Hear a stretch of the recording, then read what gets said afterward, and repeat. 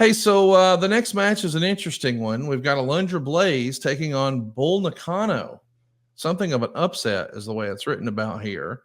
Alundra gets the win in 8 minutes and 18 seconds and retains her women's title. 3.25 stars. The women's division in this era, for lack of a better word, seemed half-hearted. Is that the right phrase? I don't think so. I mean, we were bringing in people like Bull Nakano for Alundra to work with.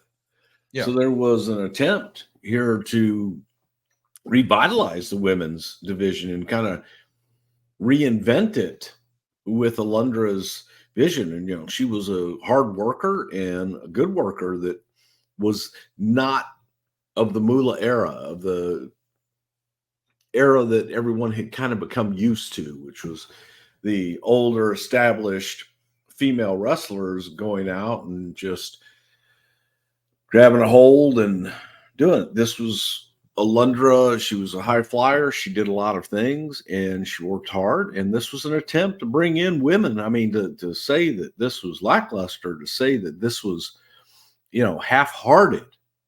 I mean, that's an insult to me. That's somebody who is just really unaware of the times that we were in at this point, because Bull was considered one of the greatest women wrestlers in the world at that time. And this was an opportunity for us to reinvent what the WWF women's division had pretty much been in the past. No argument for me about Bull Nakano. Who else was in the women's division at the time? Well, we were looking at bringing in other Japanese wrestlers. The issue kind of became, while there were not really any good, let's just put it that way, there weren't really any outstanding or good female wrestlers at the time in the States. We were looking to Japan because they had some younger talent, but the audience, they didn't care.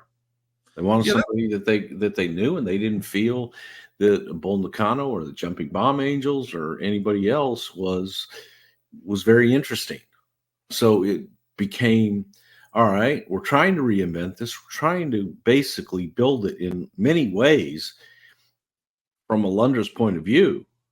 And it just didn't, the audience wasn't ready for that. I think the audience either wanted, you know, the beautiful kind of TNA women, or they wanted their old rough and rugged women. It was just, it was hard to gauge, but they weren't buying it. Bull Nakano was one of my favorites. I don't mean to imply that her signing was half-hearted. I mean, usually Alundra Blayze is in the only women's match on the show. And so she was the only woman we had under contract. That's why it's half-hearted, Bruce. You don't, you have. Okay, you have, well, who? Okay, I'll throw the question back at you. Who would you have brought in? I don't think I would have done a women's division. Okay. But we did. Yep. But again, say, who would you bring in? Who would you bring in? Oh, that's what I'm saying, is there aren't any. I mean, she's working Leilani Kai on a dozen or 2 dozen house shows in a row, and then Luda Vachon for multiple house shows, and then Bull Nakano, and then Bertha Faye. But it's like the same 4 ladies over and over and over, because there's just not a lot of female talent out there. Right.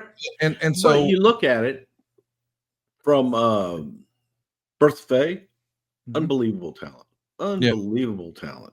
Luna Vachon, unbelievable talent. Yes. Luna was probably ahead of her time at this point in her career. I would agree with that. So it was, we were trying. Yeah. And I just think the audience wasn't ready for it. And it was, again, there wasn't a huge plethora of women, and it's nice to have variety. And we were trying to have a women's division. We wanted a women's division.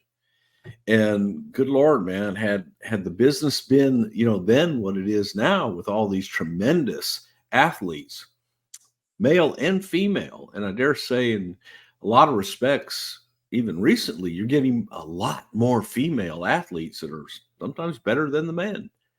So it was just a different time. And, you know, maybe it just wasn't, the audience told us, but we tried. Look, man, we tried.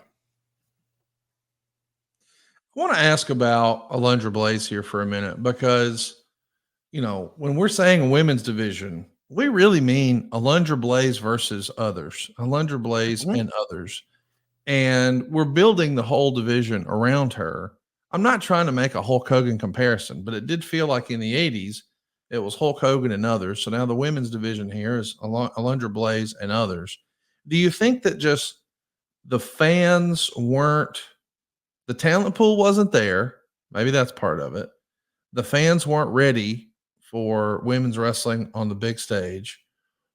Or was there something missing in Alundra's presentation? Was she not the right person for the job? Like, I can say I was a huge Medusa fan, and I thought she had a fantastic look and she had believability and credibility.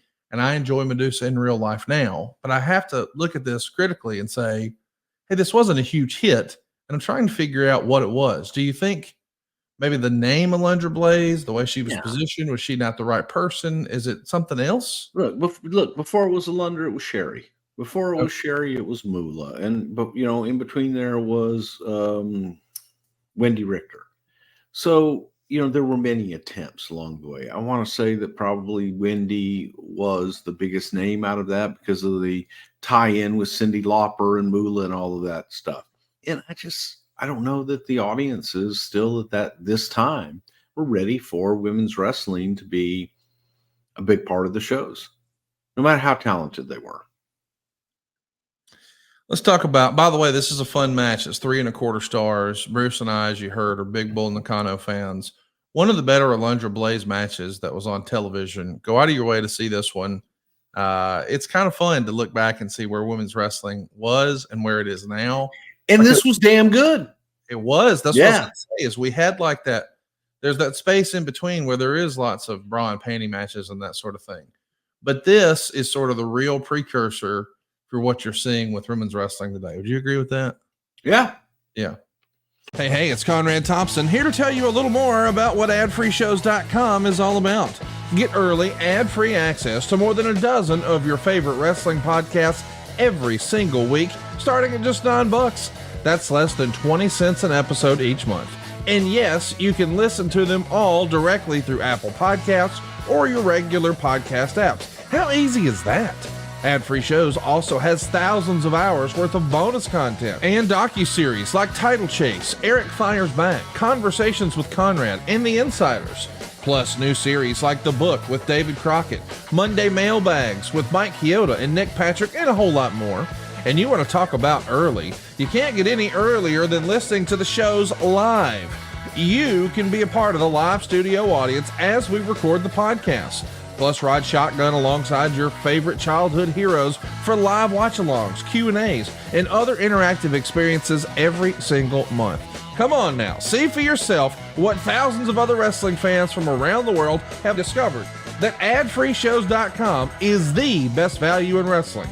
Check it out today, and hey, when you do, the first week is completely free. adfreeshows.com.